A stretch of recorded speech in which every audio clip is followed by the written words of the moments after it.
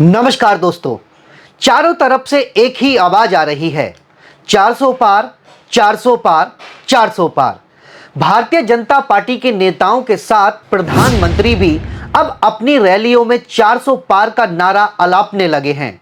साथियों, आज चारों तरफ एक ही बात सुनाई देती है, अब की बार 400 पार, अब की बार 400 पार। दोस्तों, जितने जुनून के साथ भारत में चुनाव लड़ा जाता है, उतने ही जुनून के साथ क्रिकेट भी खेला जाता है।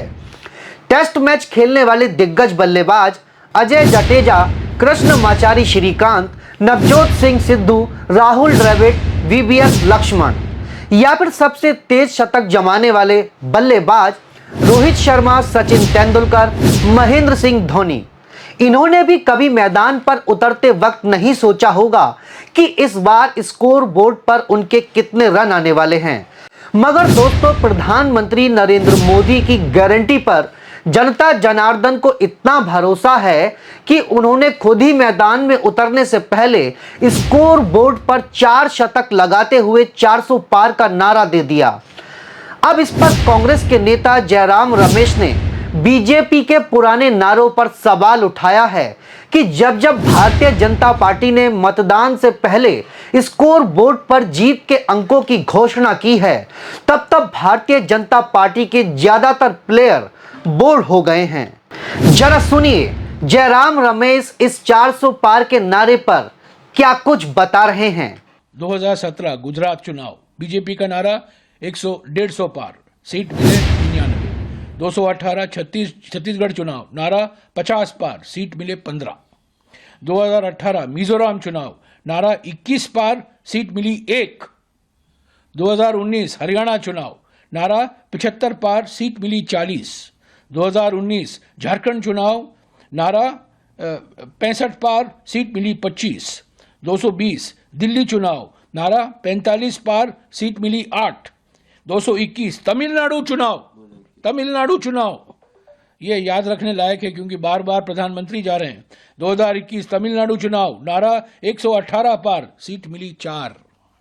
2021 बंगाल चुनाव, ये भी प्रधानमंत्री जब वापस जाते रहते हैं। 2021 बंगाल चुनाव, नारा 200 पार, सीट मिली 77। 2022 हिमाचल चुनाव, नारा 45 पार, सीट मिली 25। तो ये पार पार नारा देना बड़ा आसान है, पर हकीकत जो है बिल्कुल विपरीत है उससे। दोस्तों, जब जब जनता ने ठान ली, तब तब बीजेपी फेल हो गई। तो दोस्तों, आपने सुना कि कांग्रेस नेता जयराम रमेश कैसे 400 पार के नारे को धराशाही कर रहे हैं। अब यूपी को ही ले लीजिए, उत्तर प्रदेश में बहुत सारे बीजेपी के नेता 80 में से 80 सीटें मिलने की बात कह रहे हैं। उस उत्तर प्रदेश में जिस वक्त देश में मोदी लहर थी, यानी 2014 में भारतीय जनता पार्टी को 71 सीटें मिली थी और 2019 में तो यह आंकड़ा घटकर 62 ही रह गया। इसलिए 2024 के चुनाव में भारतीय जनता पार्टी घबराई हुई है। लेकिन नारे तो 400 पार और 80 में से 80 ही हैं। लेकिन अगर आरएसएस और बीजेपी के एक इंटरनल सर्वे की बात करें तो 40 लोकसभा सीट वाले बिहार में भारतीय जनता पार्टी को सिर्फ 10 सीटें ही मिल रही हैं। लेकिन बीजेपी के नेता हैं कि 40 में से 39 पर जीतने का दम भर रहे हैं। 48 सीट वाले महाराष्ट्र में 11 सीटें और 42 सीट वाले बंगाल में 9 सीटें, जबकि लक्षद्वीप, पांडिचेरी, लद्दाख, चंडीगढ़, तमिलनाडु, सिक्किम, मिजोरम, नागालैंड, मेघालय, मणिपुर, केरला, आंध्र प्रदेश में तो खाता भी नहीं खुलता बताया जा रहा है। और तो और राजस्थान, जो 2019 के चुनाव में पूरा का पूरा लेट गया था, वहां भी 25 में से 16 सीटें ही मिल रही हैं। लेकिन प्रधानमंत्री नरेंद्र मोदी हैं कि 400 से नीचे की बात ही नहीं कर रहे हैं। मोदी जी का कहना है कि अकेले 370 सीटें बीजेपी को मिलेंगी और बाकी एनडीए का कुनवा मिलाकर 400 के पार हो जाएगा। लेकिन राहुल गांधी तो कह रहे हैं कि अब उनकी नैया डूबने वाली है। नरेंद्र मोदी जी ने आज नहीं तो कल ऑपोजिशन को पूरी chargesheet, proof sheet electoral bonds के थ्रू पकड़ा दी है। इसीलिए थोड़ा टेरर हो रहा है उनको, क्योंकि उनको लग रहा है कि भैया अगर 400 पार नहीं 180 हो गई, 160 हो गई, 140 हो गई तो नैया पार हो जाएगी।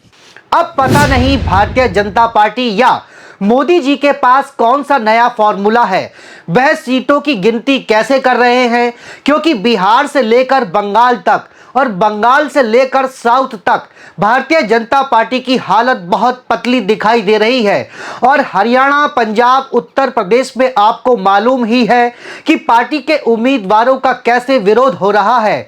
अब जब खुद आरएसएस के इंटरनल सर्वे में बीजेपी को बहुमत नहीं है, तो पता नहीं कौन सी जादू की छड़ी घुमाने वाले हैं।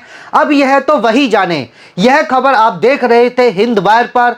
खबर को शेयर करना न भूलें और चैनल को सब्सक्राइब करें। ऐसी ही खबरों में बने रहने के लिए आप बने रहिए हमारे साथ। नमस्कार।